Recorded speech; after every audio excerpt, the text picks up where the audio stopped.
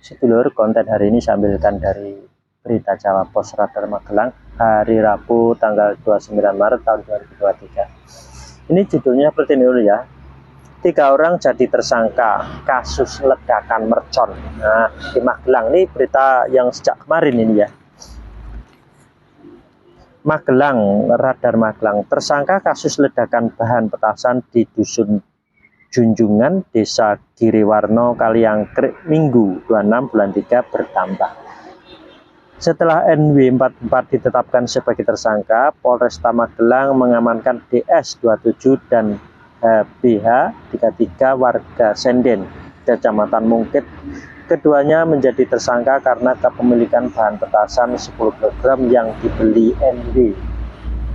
3 tersangka ini dinyatakan melanggar pasal 1 ayat 1 Undang-Undang Darurat nomor 12 tahun 1951 dan terancam hukuman maksimal 20 tahun penjara. Terangka Polresta Magelang Kombes Pol Ruruh Wicaksono, Selasa 28 bulan 3 di ruang media Center Polresta Magelang. Roro menjelaskan Mufid korban sebenarnya juga ditetapkan sebagai tersangka kepemilikan bahan peledak dan pemicu ledakan. Namun status tersangka akhirnya gugur karena meninggal. Ia menyampaikan NW mengenal Mufid lebih dari 3 tahun. Mereka bekerja sebagai buruh bangunan. NW pernah menjual petasan tahun 2010 sampai 2013, bahkan tangannya sempat terkena ledakan. Tersangka membenarkan sebulan sebelum puasa korban membeli dari tersangka 5 paket bahan petasan terdiri dari belerang, potasium, dan aluminium powder yang beratnya 7,5 kg. Satu paket dijual 200.000, jelasnya kepada wartawan. Menurut Roro, NW membeli bahan baku mercon dengan cara COD kepada seorang yang mengaku bertempat tinggal di Semarang. Tersangka juga meracik menjadi bahan peledak jenis obat mercon, kemudian menjualnya. Dari hasil racikan bahan peledak tersebut mendapat untung Rp 30.000 per kilogram. Sementara itu, tim penyidik Polres Magelang Kota juga berhasil mengamankan setengah kilo bahan baku mercon beserta sumbunya.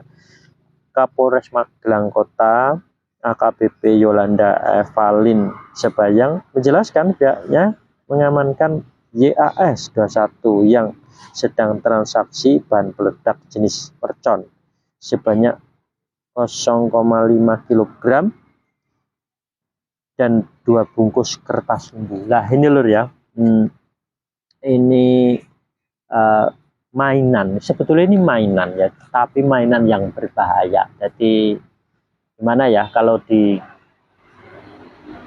itu kalau tidak ada kehati-hatian, itu ini memang berbahaya. Ini karena tapi ya masih lebih bahaya dari obat peledaknya milik untuk bom gitu. Ini kelasnya kelas rendah, tapi sudah dibuatkan undang-undang di pemerintah. Jadi undang-undang ini untuk menjerat orang yang lagi memakai itu. Jadi seperti itu. Jadi orang yang menyalahgunakan ini akhirnya kena jerat undang-undang. Dan dulu kemungkinan tidak ada perundang-undangan. Tapi terus setelah mulai tahun berapa itu bikin undang-undang lah, ini siapapun yang mainan dengan ini otomatis terjerat undang-undang. Jadi walaupun sekecil apapun. Jadi ini termasuk sejak ada teroris itu terus dibuatkan undang-undang di pemerintah. Jadi siapapun yang melanggar ini akhirnya ya kejerat, termasuk orang-orang ini. Jadi ini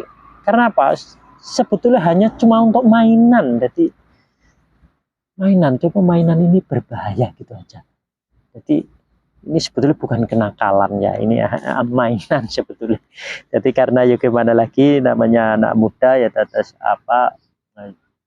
sampai nyawanya bisa katut. Nah ini bagaimana lur jalan penyelesaiannya? Ini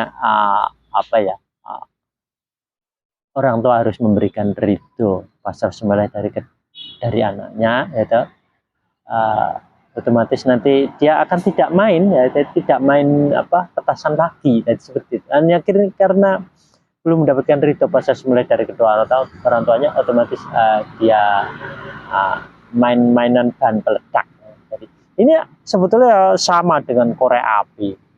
Jadi seperti itu. Cuma korek api digunakan terus akhirnya apa? Tidak ada undang-undangnya.